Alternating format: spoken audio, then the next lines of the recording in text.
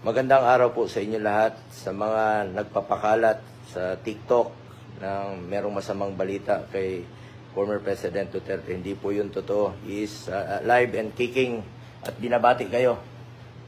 Mga kababayan ko, kumusta kayong lahat? Ako po yung matanda na. At hindi natin maiwasan yung balita na ngayon nagkasakit.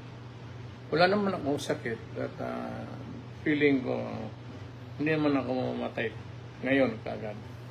Nandito ako sa bahay. Ito si Bong.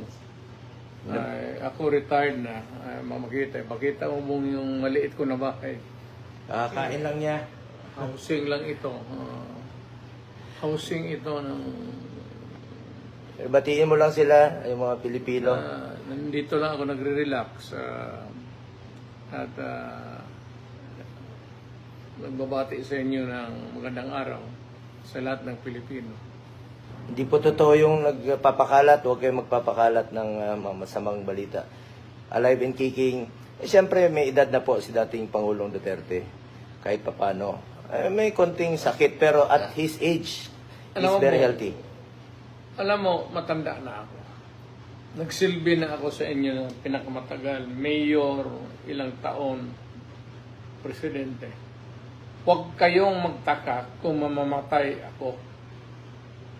Mas mabuti pang magtanong, bakit pa buhay pa yan? Bakit tayo na magpahinga, matanda na? Yun pa ang tanong yun. Pero kung sabi mo, balitaan ninyo, may chismis, mamatay ako. Lahat tayo, ikaw, ako, lahat ng kaharap ko sa mundong ito, mamamatay tayo. Hindi ako exception.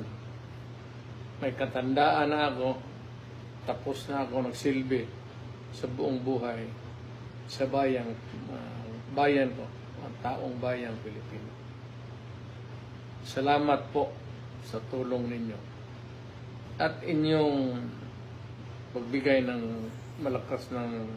pangpalakas ng loob sa yung kanang paraon. Kaya kung nakaya na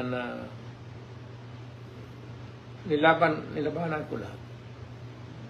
Lalo na yung krimen. Tapos na ako, retired na ako. So, very healthy po